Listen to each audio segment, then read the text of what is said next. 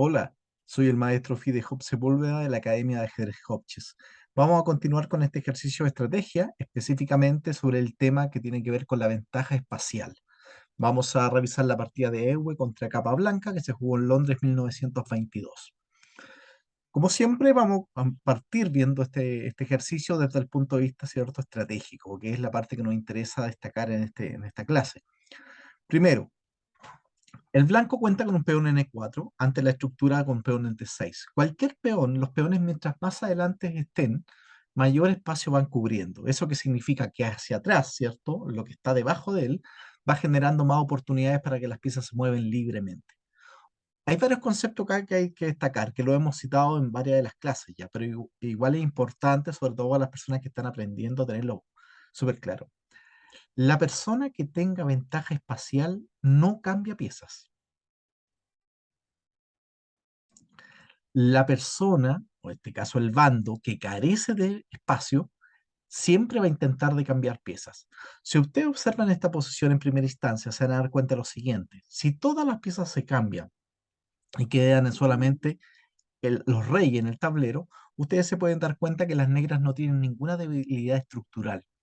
Es decir, que si mágicamente desaparecieran todas las piezas y quedaran solamente los reyes, la partida lo más probable es que sea una tablas. No hay forma de ganar, porque el negro no presenta debilidad y también obviamente al no existir piezas no se pueden generar mayores debilidades. Ahora, ¿por qué es tan importante esto? Porque desde el punto de vista estratégico es lo que nosotros intentamos hacer. Cuando yo tengo ventaja espacial, evito el cambio de piezas. La persona que carece de ventaja espacial trata en lo posible de hacer el cambio de piezas. Acá hay dos cosas importantes entonces para las negras que vamos a identificar inmediatamente nosotros con blancas para saber posteriormente cuáles son los planes a seguir. Primero, las negras van a intentar de cambiar la mayor cantidad de piezas posible. Y segundo, las negras, ustedes observen acá que esta es una cadena de peones posible de las blancas. Las negras van a tener que buscar en algún momento un movimiento liberador. Este concepto para nosotros es bastante común y lo hacemos hincapié prácticamente cada vez que veo una partida. Cada apertura está relacionado directamente con una cadena de peones, cada cadena de peones está relacionado con un movimiento de contrajuego o liberador. Este movimiento liberador lo que hace, como el nombre lo indica, se libera, busca de cierta manera acercarse a la igualdad, ¿no? Liberarse no significa que la partida quede inmediatamente zanjada y el negro está igualado completamente, pero sí la liberación en muchos aspectos lo que ayuda, ¿cierto?, a sacarse un poquito un peso de encima y facilita que la posición paulatinamente se vaya acercando a la igualdad. No olviden que el primer objetivo, en este caso de una persona que esté con poco espacio, es la lucha por la igualdad. Posterior a ello se puede luchar por la ventaja, pero es imposible saltarse ese paso. ¿Ah? Es como el paso lógico que hay que más o menos aspirar. En una posición inferior, luchar por la igualdad y obviamente obteniendo la igualdad yo puedo tranquilamente seguir mejorando mi posición hasta la búsqueda de la ventaja. Vamos entonces con la partida de Ewe Capablanca jugado en Londres 1922. Acá entonces, fíjense que Capablanca comienza haciendo un torre 8. El torre 8 tiene bastante sentido porque si ustedes se dan cuenta, el alfil se puede dirigir a F8, en algún momento puede hacer un G6 y colocarse por fianchetto. La torre y el caballo, ¿cierto? Están apuntando de una u otra manera, ¿cierto? Al peón de E4, que en algún momento se podría transformar en una especie como de un punto, quizás no una debilidad, pero sí un punto vulnerable a nivel tanto práctico, ¿cierto? En algunos aspectos. Entonces, fíjense qué interesante. Ahora, Ewe juega F3. Y ahí queda de manifiesto inmediatamente la cadena de peones que nosotros estábamos citando. Hacer F4 en este tipo de posiciones tiene varios inconvenientes. Uno es limita el alfil, el famoso alfil de C1, ¿cierto? Segundo, el punto E4 podría en algún momento transformarse ya en un punto vulnerable. Entonces lo que hace Ewe en esta partida, que no andaba muy bien Ewe en este día, pero sí jugó negligentemente, pero gracias a la negligencia en este aspecto sirve como modelo a seguir. O sea, en el sentido de lo que no hay que hacer con respecto al plan estratégico de las blancas. El primer plan estratégico que nosotros tenemos que tener siempre, acuérdense que es neutralizar el plan de nuestro rival. Ese es el primer plan. Posterior a eso, yo puedo comenzar haciendo mi juego y todo lo demás, pero el primer plan, ¿cierto?, es neutralizar al otro.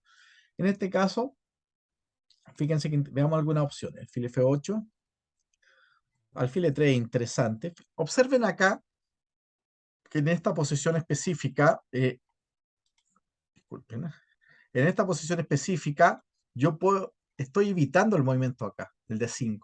Siempre el blanco tiene que estar luchando contra el D5. Un ejemplo, alfil F8, alfil G5, que es otra opción, alfil H4, G6.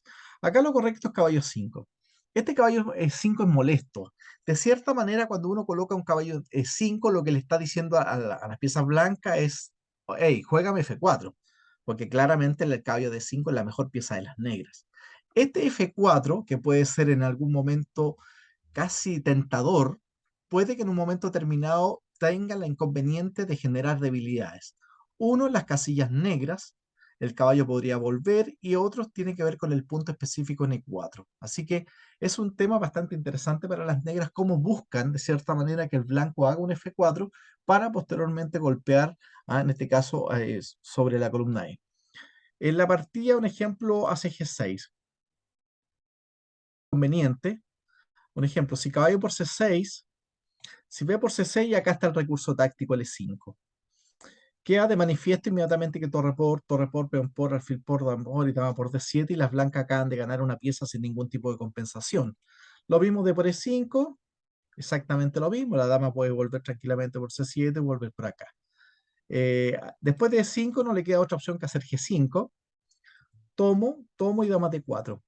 Ahora, si bien las negras tienen pareja de alfiles, pero hay unas debilidades tanto en los peones H, el peón de F6 es un peón bastante molesto, ¿cierto? Y la posición es mejor para las blancas, más fácil de jugar. La otra opción acá es C6, alfil por C6, E5, nuevamente la misma idea, se repiten los mismos conceptos, ¿cierto? Y torre por E5, torre por E5, si G5, alfil por, H por, torre por, rey G7 y dama D4, nuevamente las blancas están ganadas. Torre E5, torre por E5, D por E5, tomo y alfil por F6, nuevamente la misma idea. Hay 5 G5, tomo y dama D4. Nuevamente, ¿cierto? Se repite el mismo procedimiento. La otra opción es que a caballo, después de alfil H4, en la partida jugó caballo D5. Ya vimos que con caballo por C6 las blancas quedan un poquito mejor. En la partida jugó alfil G7, caballo B5. Si las negras responden con torre C8, las blancas juegan C4. Observen lo siguiente, que las blancas tienen desde el punto de vista estratégico controlados los dos movimientos liberadores, que son en este caso D5 y F5. Eso hay que recordar y tenerlo presente, que siempre va a entregar una ventaja espacial, en este caso a las blancas. En la partida hace G5, toman C7. Un ejemplo, si A6 tomo alfil F2 y dama por D6, llegando a una posición poco clara. Caballo D7, G por H4, y ahora simplemente caballo por, dama por. Interesante es dama por D6, torre 8, dama F4, H3 y torre D1, ¿cierto? Con una posición bastante interesante, con una iniciativa según Lasker. Y la otra opción es caballo C7, tomar y esta posición. Esta partida corresponde a Lasker Capablanca en el Campeonato del Mundo en La Habana, jugado, ¿cierto?, en 1921. Es una posición bastante interesante. Ahora, después de torre 8, capa blanca, entonces jugó F3 Ewe y ahora le jugaron caballo por D4. Este caballo por D4, el blanco lo permite, ¿cierto? Porque de cierta manera activa la dama, neutraliza, ¿cierto? Sigue neutralizando los movimientos liberadores que son D5 y F5. Y lo otro, que al mover la dama, ¿cierto? Se comunican inmediatamente las torres. Increíblemente que alfil C6 ya se había jugado, ¿cierto?, en una partida previa, que es una partida muy buena, que nosotros de hecho analizamos también en estos mismos temas de ventaja espacial, la partida Capablanca con Hodges, que se jugó en Nueva York en 1915. Es una muy buena clase magistral de Capablanca con respecto a que este alfil al colocarlo en C6. En este caso, Capablanca lo tiene muy claro y juega alfil E6. ¿Cuál es la ventaja de alfil E6? Es que el alfil de cierta manera me sirve como ayuda para los posibles dos movimientos liberadores que las negras podrían tener en algún momento, que son D5 y F5. Ya aquí Evo empieza a jugar mal, o sea, en estricto rigor, el plan principal de las blancas recae, ¿cierto?, en evitar los planes de las negras. Y eso tiene que ver, primero, evitar la mayor cantidad de cambios posibles, ¿cierto? Porque ya sabemos que las blancas tienen ventaja espacial. Y segundo, las blancas tienen que evitar, en este caso, los movimientos liberadores a base, en este caso, de 5, que es el movimiento más próximo que se podría hacer. Cualquier movimiento de las blancas como alfil F4 o alfil C4, de cierta manera están apuntando un poquito a eso, ¿cierto? Las blancas tendrían una posición un poquito mejor. Ewe juega un dama F2 que es bastante inocuo, la verdad que no sé, a primera instancia no se le ve un sentido muy práctico. Y ahora Capablanca aprovecha esa instancia y juega C6. El movimiento C6 no solamente libera a la dama, que se pueda mover, ¿cierto? Para que se comuniquen las torres, también lo que está generando un nuevo apoyo hacia el D5. No olvidar que el negro tiene que hacer el movimiento liberador D5 en algún momento. No es opcional. ¿Ah? Eso es súper importante que nosotros siempre lo hacemos hincapié a los aficionados. Un movimiento liberador es parte fundamental para que tu posición sea sostenible en el tiempo. Yo no hago un movimiento liberador en algunas veces sí, otras no, no. Tengo que, desde el punto de vista estratégico, hacer todo lo posible por estar siempre preparando el movimiento liberador. Entonces, ahora en la partida juego alfil de 2 y ahora Capablanca juega dama B6. Como es de esperar, con estos movimientos que ha realizado Ewe, ha permitido de cierta manera que las negras finalicen el desarrollo y por otra forma están próximos a hacer el movimiento liberador con D5. Aquí realmente después de dama por A4, finalmente llega el D5, tomo, alfil de 3, y si bien ya las negras tienen una posición totalmente igualada, ahí las negras no tienen ningún tipo de problemita, ¿cierto? No significa que las negras estén mejor, pero sí está claro que las negras lograron liberarse. Y hay que entender el proceso de liberación como una instancia previa para poder luchar por la igualdad y posteriormente, si las cosas lo permiten, luchar por la ventaja. En este caso puntual, después de dama B6, ¿cierto? Ewe juega caballo 4, otro movimiento totalmente fuera de sentido. Le toma, le toma. Y ahora que nosotros lo hemos venido trazando desde el inicio, Capablanca finalmente logra hacer el movimiento liberador.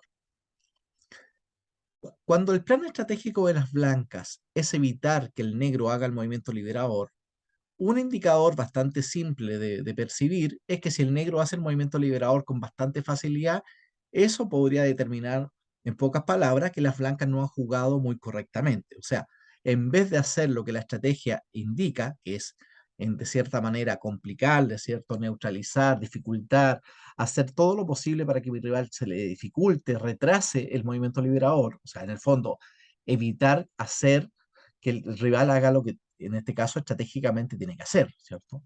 No olviden que la gracia del ajedrez es el arte de estar siempre complicando al otro, al rival. El rival quiere hacer una cosa que tengo que hacer yo, evitarlo todo lo posible porque lo haga. Después que hace de 5 nos damos cuenta ya prácticamente que acá la posición ya pasa inmediatamente de la igualdad, se aproxima una ventaja negra porque la disposición de las piezas blancas no es la más correcta, el rey está un poquito con cuidado en F2, el caballo está en la banda en A4, no hace nada, y de hecho si peón por, caballo por, ya inmediatamente queda de manifiesto que ya estamos amenazando alfil F6, un B5 en algún momento, alfil C5 posterior, entonces la posición blanca se empieza a complicar. Ewe, como lo comentamos al inicio, que no andaba en su mejor día, jugó E5, que es un movimiento ya que tiene, de cierta manera, empieza a acarrear problemitas. Caballo de 7 se le está pegando, ¿cierto?, al peón de forma directa. Ahora, aparentemente, el peón está defendido. Veamos qué es lo que va a pasar. Si hago alfil de 3, acá y ahora, alfil de 4. Y ahora nos podemos empezar a darnos cuenta, en pocas palabras, ¿cierto?, que la posición blanca cada vez se ve más comprometida. El blanco podría quizás defender el peón con un F4, pero el rey se encuentra en F1. El negro podría expandirse tranquilamente en el flanco dama, preparar en algún momento un movimiento de ruptura como un F6 o un G5, no sé, va a depender exclusivamente de la posición. Pero la disposición de las piezas blancas no es la más idónea. Eso determina en pocas palabras que el negro tiene una clara ventaja. Ewe comete el error de hacer G3 y ahora inmediatamente sí ya la posición le acarrea una pérdida de material. Después de alfil F5 ya aquí pierde material. Un ejemplo, veamos algunas cosas. Un ejemplo C3, se te cae el caballo, uno de los problemitas de haber colocado el caballo en la orilla, ¿cierto? Alfil D3, tomo, B5, jaque, y finalmente ahí está el tema, que cuando se da este jaque, la torre entra en juego. Fíjense que este torre 8 parte siendo el movimiento inicial de Capablanca. Y cuando al inicio nosotros dijimos, la torre se coloca en E8 para hacer la maniobra alfil F8 en algún momento y pegarle al peón de E4, parece a simple vista bastante distante. O sea, uno como un aficionado podría decir, sí, pero me parece un poquito rebuscado. O sea, ¿cómo la torre le va a pegar al peón si el peón está defendido? Increíblemente, en el transcurso de los acontecimientos de la partida, nos damos cuenta que el torre 8 finalmente, con la ayuda de las otras piezas, termina de una u otra manera capturando el peón de E5. Y eso es una de las cosas maravillosas que tiene el ajedrez, esta capacidad de proyectarse, de cómo un movimiento puede sernos útil quizá en 5, 10, 15 movimientos posteriores. Otra opción es como C4, si alfil C4 pierde pieza con B5, ya C4 D por C4 vuelve y B5 y claramente nos vemos que las blancas tienen un peón de menos sin ningún tipo de compensación. En la partida hizo alfil F5, torre a C1 para defender, ¿cierto? Y ahora finalmente el B5. El caballo no tiene otra opción que volver a C3, con lo cual abandona la casilla C5. Y ahora un ejemplo es alfil E3 D4, pierde pieza de forma directa. Y después de rey por G2, finalmente Capablanca termina capturando el peón de E5 a la movida número 12. Después prácticamente de 12 movimientos desde el famoso torre 8, nos damos cuenta que Capablanca siempre buscó primero los contrajuegos naturales que la posición le exigía. Uno, tratar de cambiar las piezas para ir reduciendo un poco la ventaja espacial de la blanca y preparar, en este caso, los movimientos liberadores a base de 5. Desafortunadamente, Ewe ayudó bastante a que Capablanca lograra materializar su plan y por ende terminó en una posición con peón de menos sin ningún tipo de compensación, que como lógico pensarlo ya no tiene mucha esperanza en este tipo de posición. Con esto finalizamos un nuevo ejemplo, ¿cierto? Lo que tiene que ver con la ventaja espacial. Esperemos que a todos los aficionados y alumnos de la academia les sirva esta partida, se den cuenta de algunos conceptos generales que hay que mantener, ¿cierto? Lo que les comentaba al inicio, la persona que tenga ventaja espacial no cambie piezas, la persona que carece de espacio intenta cambiar piezas. Nosotros tenemos que ver los planes estratégicos de nuestro rival y posterior a ello hacer neutralizar dichos planes. Así que por mi parte me despido y espero que este material les sea útil en este interesante y duro también proceso de mejorar ajedrecísticamente. Saludos.